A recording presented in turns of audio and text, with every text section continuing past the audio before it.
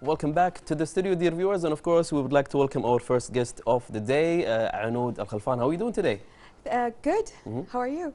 I'm doing great. So basically I'm thrilled and excited to get to know more about your journey in making dolls. I mean, this is kind of interesting. So basically tell us about your journey and also what inspired you to start in this. Sure. My journey in doll making started as a childhood fascination with art and creativity. As I grow up, I have explored this passion, experimenting materials and doing more techniques. I find out doing unique dolls, it's giving me it's fulfilling, you know. So as for inspiration, I got the inspiration from heritage of our Kuwaiti culture. All right. Yeah, in doll making back then. That's nice. So you were inspired by the culture of Kuwait and all these kind of things, and of course it was a childhood dream, as we could say. Yes. Yeah. It was a childhood dream. Yeah. All right. Fair enough. So now you mentioned something about techniques, right? So I guess there has to be some techniques you prefer to create your dolls, and also are specific steps or tools that make the process unique. This is interesting. Let's talk about this. Well, about the techniques, I've been using so many techniques since then, but I'm famous with one technique. It's called needling, and it means I'm using the needle to sculpt doing the doll, as inserting the needle very carefully into the doll, shaping the eyes and then the features of the face overall, cheeks, lips, and also some part of the body. And yeah, that kind of techniques, it's giving depth to the character and giving the doll unique touches and lifelike personality. Nice. So you start everything with the needles? Yes. From scratch to the end? Right. So what other techniques is there, like other than the using the needles? This is what I'm famous with, but other techniques, it depends on the client, let's say client request. It depends on the materials, and that kind of, it depends on personality. Depends. Yes, it depends on whatever requests from the clients. All right, fair enough. All right, let's jump to how long does it typically takes to complete one doll, and how detailed do you get with each piece? So definitely using a needle could take a lot of time, I'm assuming. Definitely. So you tell me. It depends, like I said, and typically it takes sometimes a couple of days, couple of weeks. It depends on, like I said, maybe the on client. the size? On the size and also the requests, because I always focus on the details of the doll and what I aim for the quality for sure. And to start with the, let's say, from the style, from the way it looks, the doll, and from the features. So the more I focus on this kind of features, the longer it takes. So it's also about the design.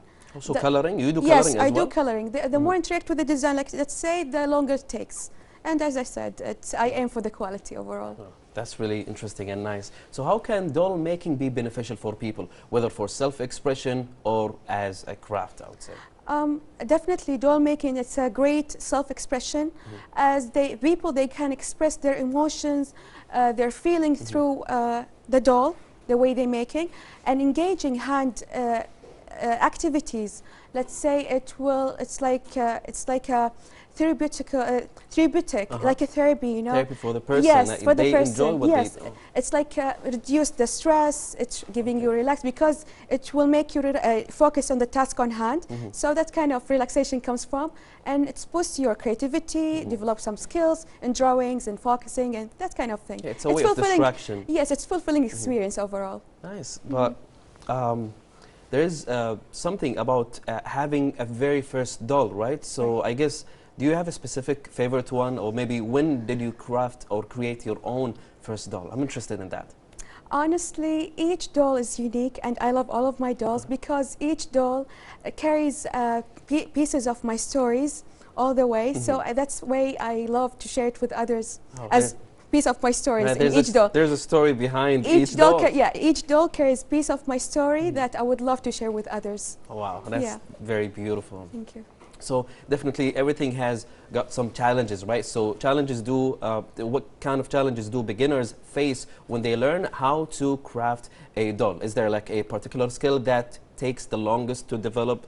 Is there something that they need to know beforehand? Overall, beginners always have to face this kind of challenge as mastering the some techniques and choosing the materials, because this kind of thing for the beginners they want to reach a level of mastering the technique and giving details to the doll. So they face this kind of challenge, they want to reach it right now. So everything needs some patience, and it's all about practice. This is the key. Patience and practice are the key, and with time it's going to be easier for sure. And how can they decide which material to pick? Do you give them recommendations? I always give options, and it depends how they feel. It's like a joyful experience when you do the doll. So I always give them so many options, so they do whatever they feel to do. So they enjoy it the most, right? It's all about joy. Definitely, 100%. So do you think anyone can learn to make dolls, or does it require a certain skill or set to be artistic? Yeah, for sure, anyone can learn how to make a doll, because it's all about how you feel, to express yourself, and the way, because each one of us has their own style and their way of taste. So yeah, anyone can learn how to make dolls. It's all about having the will of practice and learning stuff, and you will be there. All right, so it needs practice. It needs practice. As far as I know from you right now, because I can't draw a stick man, so this would be a very difficult task for me. That would be like a great thing to have a background, artistic background, but no, not necessarily. Right. So yeah. All right, fair enough.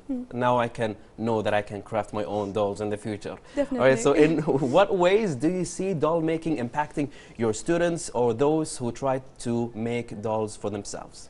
Of course, it will boost their creativity and confidence, since it's all about self-expression, expressing their emotions, their feeling through their creations.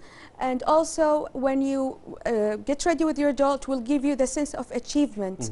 So yeah, that's how it goes so far. And I think because it takes a lot of time to craft, it's going to be precious for everyone who created. And again, it will make it will leave a story and an impact as well. Yes, piece of my story is in each doll, with everyone. That's the good part of it. So finally, are there any tips you would share with someone interested in starting doll making as a hobby or even a career? Of course, like I've said, practice, practice, practice. And also don't have a fear to experiment different materials, different techniques. And it's just enjoy. It's a fulfilling experience. And of course, take more classes with me.